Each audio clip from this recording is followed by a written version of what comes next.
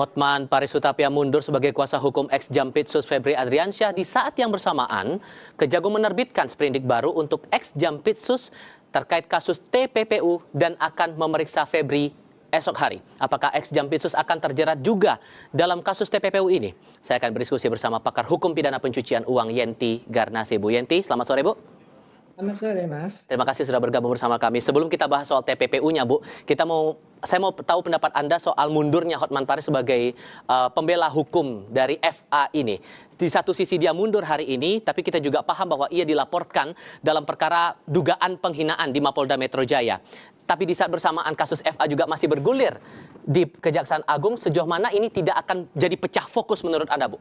Atau malah akan ada drama baru di sini? Udah jadi drama ini sekarang ya. Kalau mundur dari pengacara ya nggak apa-apa lah, itu kan hubungan keduanya ya. Justru yang aneh itu waktu memberikan rilis, mana ada sih pengacara tersangka memberikan rilis di gedung penegak hukum. Itu yang kita harus koreksi ya. Nggak bisa begitu seharusnya ya kan, itu waktu itu. Kalau berkaitan dengan sedang dilaporkan terus kemudian mau keluar negeri berobatnya, kalau berobat biasa sih nggak apa-apa ya.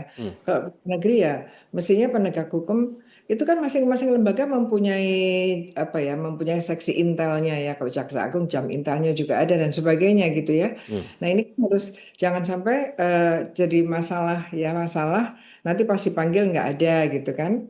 Maka harusnya ya seperti kita kan bisa lihat ya, misalnya MBG itu kan kasusnya belum jalan ya kan, belum gelar, belum selesai lah itu.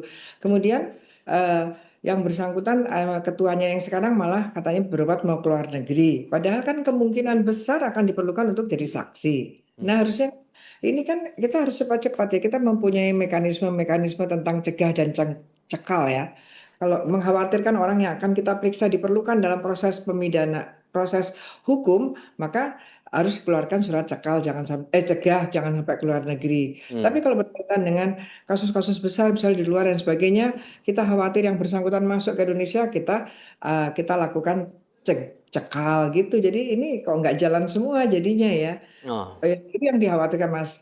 Masyarakat kan sesuai dengan dikatakan Presiden bahwa masyarakat tuh sekarang sudah pintar. Nah, masyarakat sudah pintar sekarang udah berspekulasi seperti ini gitu Mas. Oke. Tapi di sisi lain kasus tetap berjalan, tim 9 sudah menerbitkan sprindik baru. Ini dugaannya adalah pidana pencucian uang. Besok jadwalnya. Masalah jamnya ini juga kita berharap ada kejelasan dari sini. Tapi kalau Anda mendalami potensi TPPU itu, maka tim 9 ini bisa berbuat apa dulu nih? Iya, potensi TPPU-nya ya ini kan sejak awal itu kan kepolisian sudah mengatakan bahwa dua tersangka kan sejak awal tersangka ini berkaitan dengan 3 korupsi dan ada korupsi dan TPPU. Jadi dari tas tipikor ini harus sudah ditransferkan semua. Jadi gini, ini jadi saya berpikir ya, karena kan sebetulnya kita nggak punya mekanisme memindahkan kasus yang sedang ditangani penyidik kepolisian ke Kejaksaan Agung. Yang ada itu hanya KPK ke polisi atau Kejaksaan Agung, atau KPK mengambil dari Kejaksaan Agung dan polisi, itu undang-undangnya ada ya. Tapi kalau ini nggak ada, jadi saya membayangkan ini seperti muncul legal assistant ya, tapi dalam satu negara gitu kan, dan itu nggak ada gitu kan. Jadi itu nanti kan transfer of investigation. Jadi mentransferkan semua dokumen-dokumen hukum yang sudah dilakukan oleh penyidik Polri Taspik-Pikor ke kejaksaan, di mana pada waktu itu kepolisian sudah mengatakan bahwa tersangkanya adalah kaitannya dengan korupsi dan TPPU. Dan itu memang harusnya di dalam satu dokumen, ya kalau ini memang dibikin 2 sprindik, tapi jangan sampai nanti berkasnya itu terpisah. Karena memang pasal 75 mengatakan bahwa tidak sebisa mungkin itu tidak terpisah antara korupsi dan TPPU. Nanti kita akan lihat Pak Febri ini berkaitan dengan korupsinya yang mana. Kemungkinan kan korupsi sudah disebutkan, yaitu pasal 18B kecil dan besar, dan pemerasan kan gitu ya. Menerima gratifikasi atau suap atau pemerasan kan gitu, artinya menerima. Nah, kalau sudah menerima, ini kan korupsinya yang berdua ini, yang tadinya berempat tadi siapa saya nggak dengar. Jadi berdua ini berarti dia kan terlibat korupsi dalam rangka menangani 3 korupsi itu kan gitu ya. dalam rangka menangani 3 korupsi besar-besar tadi, Krakatau Steel, Asabri, dan Oke. PN itu kemudian ada mereka mengalirkan uang ke ini yang namanya suap gratifikasi atau pemerasan. Tapi Nah, kalau sorry saya potong Bu, tapi kalau kemudian ini cukup kompleks, terutama masalahnya adalah banyak bukti 74 kg itu, apakah ada kemungkinan FA ini akan dikonfrontir dengan Don Rito yang sudah ditahan saat ini? Tapi jawabnya nanti ya Bu ya. Kita jeda dulu, tetap di Kompas TV Saudara. Oke. Kita coba, oke.